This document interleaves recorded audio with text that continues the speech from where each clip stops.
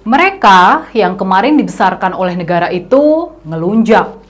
Berasa besar dan kuat, mereka ingin mendikte negara. Bukan hanya dijewer, kini mereka digebuk.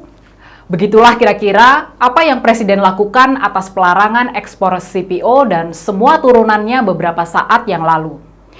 Tadinya, karena ributnya Pak Presiden itu selalu terkait dengan harga minyak goreng untuk rakyat yang terlalu mahal, mereka pikir hanya bahan baku minyak goreng itu saja yang akan dilarang untuk diekspor.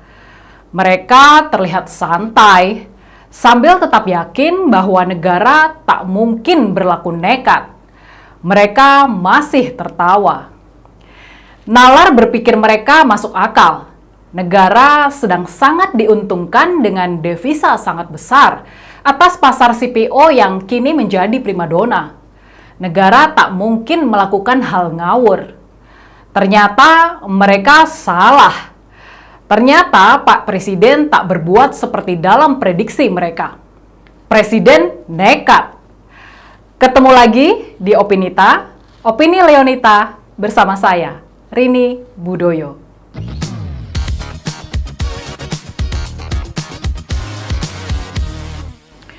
Ternyata bukan hanya RBD palm oil sebagai bahan dasar minyak goreng yang dilarang. Pemerintah justru memperluas larangan ekspor yang mencakup minyak sawit mentah atau CPO, refined, bleached, and deodorized palm oil atau RBD palm oil, dan refined, bleached, and deodorized palm olein atau RBD palm olein, dan used cooking oil. Semua turunan dari produk CPO dilarang untuk diekspor. Mereka kaget, mereka terperanjat. Sambil kucek-kucek mata, mereka berharap ini semua hanya mimpi. Mereka mendapati dirinya tak berdaya.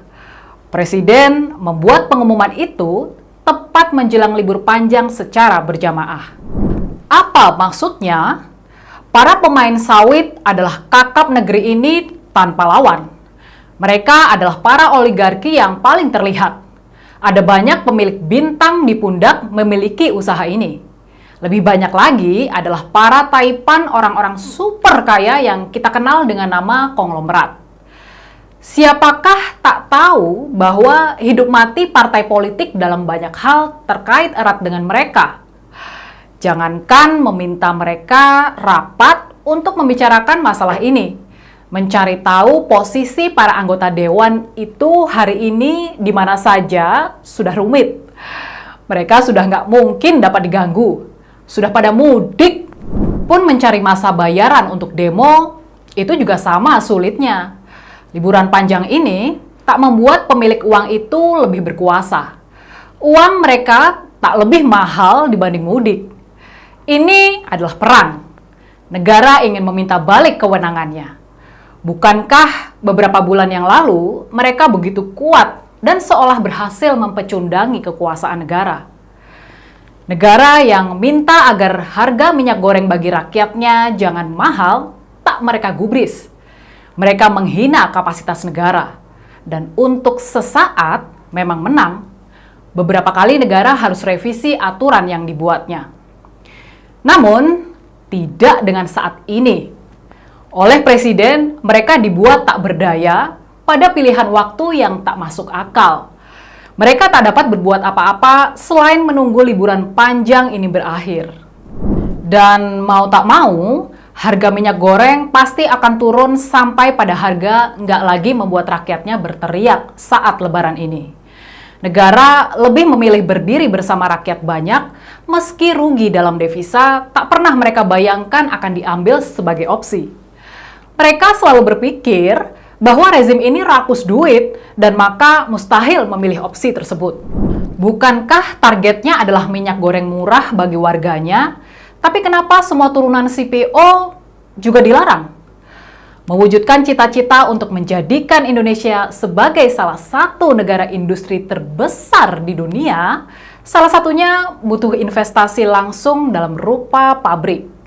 Di sana, iklim industri dengan rakyatnya terlibat secara langsung pada arus itu akan memberikan manfaat dalam banyak hal. Bukan hanya menjadi petani sebagai pemasok bahan baku, bukan pula pabrik pengolahan sederhana dengan kapasitas 1-2 layer di atasnya yang masih dalam tataran bahan baku semata, produk jadi adalah target ingin dikejar.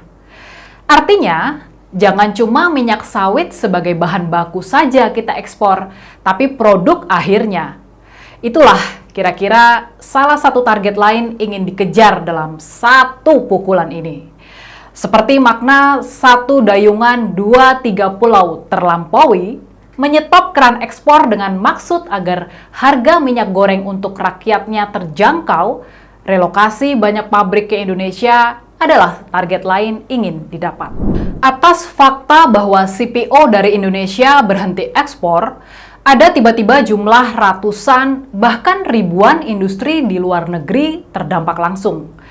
Mereka yang tak bergerak cepat untuk mendapat suplai pengganti dari negara lain, tak ada pilihan selain tutup atau relokasi mendekat pada di mana bahan baku itu berlimpah. Sialnya, itu bukan hal mudah. Akan terjadi saling gebuk demi rebutan luar biasa seru di pasar global atas produk sawit dari Indonesia yang tiba-tiba hilang di pasar. Itu menjadi sangat masuk akal ketika hadir fakta bahwa Indonesia adalah penyedia hampir 60% CPO dunia. Di antara ribuan pabrik di luar negeri itu, ada ratusan yang diantaranya adalah milik warga Indonesia. Nggak percaya? Tanya saja pada Wimar, Salim Group, hingga Sinarmas deh. Terus cari tahu berapa banyak mereka punya pabrik downstream sawit di luar negeri. Akibat kebijakan ini, ratusan pabrik mereka di luar negeri itu terancam tutup. Dan gondoknya, mereka justru nggak bisa kirim CPO meski punya dalam jumlah berlimpah di dalam negeri. Mereka adalah para raja dalam kasta tertinggi dalam perkebunan sawit. Kini, mereka nggak bisa kirim CPO dan turunannya meski punya kebun sangat-sangat luas. Relokasi adalah jawabannya. Itu terkait dengan teori mendekati bahan baku. Itu mengingatkan kebijakan nikel yang nggak lagi boleh diekspor dalam kondisi ore, pernah negeri ini lakukan. Membuat negara berdaulat, itulah kira-kira drama ini harus diberi judul. Dan drama memang tak seru tanpa keributan. Mereka yang merasa dirugikan tak mungkin akan menyerah begitu saja, dan maka perlawanan mereka gaungkan. Seperti biasa, mereka tak terlihat tampil, namun duitnya. Baru saja Jokowi kasih sinyal akan adanya larangan ekspor beberapa waktu yang lalu, mereka telah langsung menurunkan harga beli dari petani. Konon, bahkan ada yang hingga tinggal Rp1.000 saja per kilo. Artinya, belum para cukong itu sempat dirugikan akibat larangan itu, namun mereka justru sudah ambil untung. Dan kurang ajarnya mereka ambil dari rakyat kecil. Faktanya, petanilah yang harus sudah inden kerugian bahkan sebelum larangan ekspor diberlakukan oleh negara. Pada titik ini, negara seharusnya hadir. Buat regulasi yang berpihak pada petani dan awasi. Itu seperti mencoba membela rakyat miskin di satu sisi, namun dengan korban rakyat miskin lagi di sisi yang lain. Bila ini adalah ekses, seharusnya sudah diantisipasi sejak awal. Para garong dalam rupa cukong sejak awal seharusnya sudah didata. Ya, para cukong itu memang telah terlihat langsung memberi perlawanan, bahkan sejak larangan ekspor baru diwacanakan dengan cara membuat kerugian pada banyak petani kecil. Apa yang terjadi? Mereka justru langsung mendapat dua keuntungan sekaligus dalam satu tepukan. Harga murah dan marah para petani. Kelak, ketika saatnya tiba, petani yang mereka rugikan itu pasti akan dijadikan objek jualan oleh cukong yang sama, tapi meminjam mulut para demonstran di Jakarta. Sebagai data, saat ini setidaknya sudah ada 4 perusahaan perkebunan kelapa sawit di Mamuju Tengah yang terbukti melakukan penurunan harga tandan buah segar sawit petani secara sepihak. Ini harus ditindak.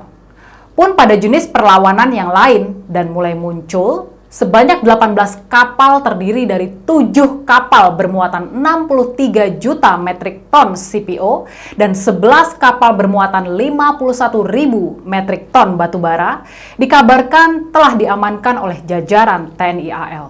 Dari segala sudut, mereka akan tetap melawan. Jaring-jaring kekuasaan mereka memang terlihat berhenti karena libur panjang ini, namun tidak pada saatnya nanti. Apakah Pak Jokowi akan menang melawan oligarki tamak ini? Padahal di sisi lain kita semua tahu bahwa jaring-jaring mereka telah melibat dan melilit semua unsur kekuasaan hingga aparat. Tak hanya dari dalam negeri, dari luar negeri pun perlawanan besar akan pasti datang. Saat ini mereka hanya sedang mendata sambil menunggu saat yang tepat.